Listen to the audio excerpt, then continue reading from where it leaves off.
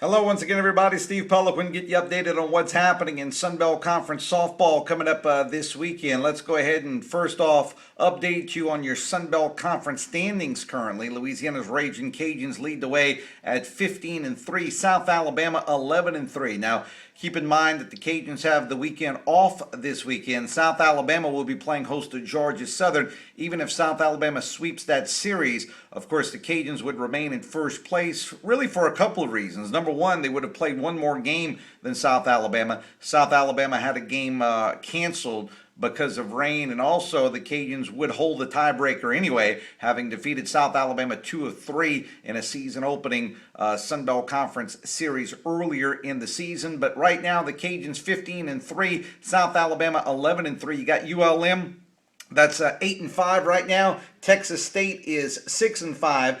Georgia State and UTA both 5-7 coming into play this weekend. Georgia Southern's 4-11 and Appalachian State 0-15.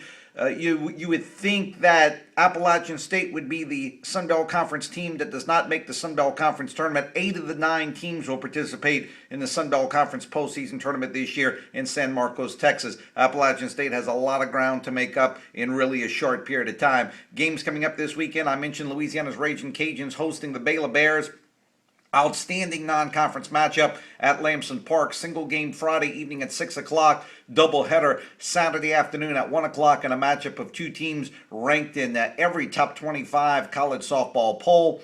Georgia State will be playing host to Appalachian State. UTA will visit ULM. Texas State will play host to Troy, and Georgia Southern will visit South Alabama. A couple of real interesting series there. I guess, number one, ULM taking on UTA. Both teams have an opportunity to solidify themselves in terms of seeds. ULM has still an outstanding chance to finish third in the conference standings. Still, mathematically they could still finish second, but they still have an outstanding chance to finish third. And UTA, although they're 5-7 right now in Sunbelt Conference play, they have what I would consider some winnable series throughout the remainder of the season. So they've got an opportunity to make some headway. And also the Texas State-Troy series will be interesting. Troy playing a lot better softball right now. I mean, they're 7 games over 500 with the new coaching staff this year. They're 7-5. Texas State right behind them at 6-5.